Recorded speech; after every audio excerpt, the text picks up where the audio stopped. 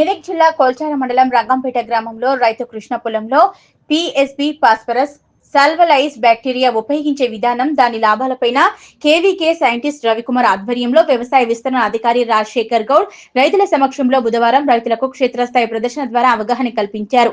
రైతులు అధికంగా ఉపయోగిస్తున్న భాస్వరపు ఎరువుల వలన నేలలో భాస్వరపు నిల్వలను అధిక మోతాదులో ఉన్నట్టు గమనించడం జరిగిందని, ఈ విధంగా నేలలో భాస్వరపు నిల్వలు పెరిగినప్పుడు మొక్కలకు కావలసిన సూక్ష్మ పోషకాలు అనగా జింకు, బొరాన్, మెగ్నీషియం వంటి సూక్ష్మ పోషకాలు మొక్కకు అందకుండా మొక్క ఎదుగుదల లోపించడం జరుగుతుందన్నారు. అలాగే నేల పొరపై గట్టిగా ఏర్పడడం జరుగుతుందని, కావున రైతులు ఈ పిఎస్బి ఫాస్ఫరస్ సల్వేట్ జెట్ బ్యాక్టీరియా 1 లీటర్కు 180 రూపాయలకు మనకు మార్కెట్లో దొరుకుతుందని, కృషి విజ్ఞాన కేంద్రం తుడికిలో కూడా అందుబాటులో ఉందని, రైతులు తప్పకుండా దీనిని ఉపయోగించి నేలలో మొక్కలకు అందని రూపంలో స్థిరంగా ఉన్న భాస్వరాన్ని మొక్కలకు అందే విధంగా చేయవచ్చన్నారు. అలాగే భాస్వరం ఎరుపై పెట్టే ఖర్చును తర్వాత పంటకి పెట్టడం వల్ల ఖర్చు తగ్గించుకోవచ్చని, భాస్వరం విలువలు తగ్గడం వల్ల నేల గుల్లబారడం జరుగుతుందని, నీరు బాగా నీళ్ళలో అడుగుపట్టి పొరల్లోకి వెళ్లడం జరుగుతుందన్నారు.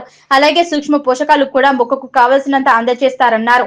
రైతులకు ఈ పిఎస్బి వినియోగించాలని అవగాహన కల్పించారు. ఈ కార్యక్రమంలో గ్రామ రైతులు పాల్గొన్నారు.